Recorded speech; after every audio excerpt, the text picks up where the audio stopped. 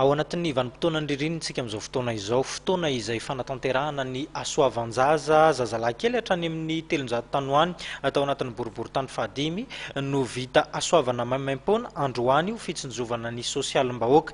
Ny hetsika moa izay nokarakarain'ny fikambanana ambalam-bahoaka niarahany tamin'ny fikambanam-behivavy miara-mientana amin'ny fampandrosoana.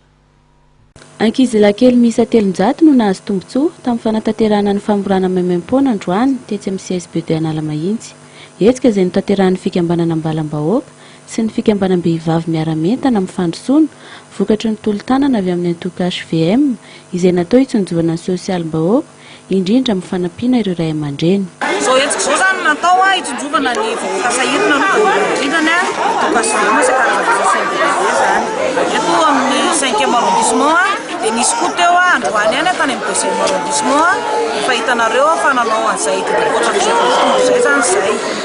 Dia fitsinjovana ny vahoaka sahirana dia netoana ny akanjo malabary, ny biscuit, ny kilalao.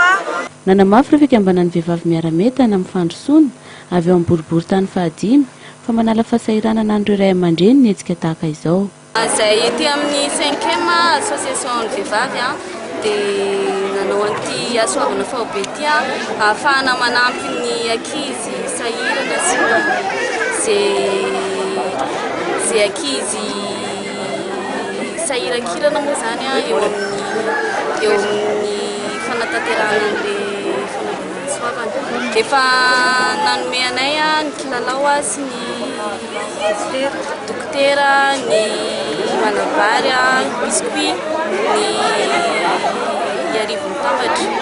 Isaorana ihany koa ny HVM izay manampy anay akaiky.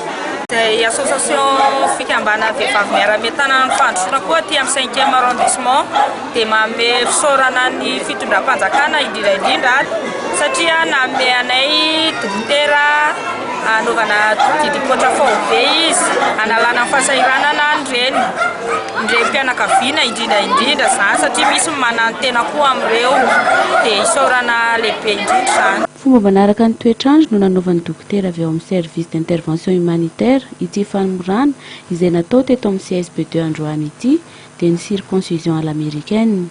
Manodidina ny 3 alina ariary ka hatramin'ny 5 alina ariary no saran'izany eny amin'ny dokotera Andoavam-boly.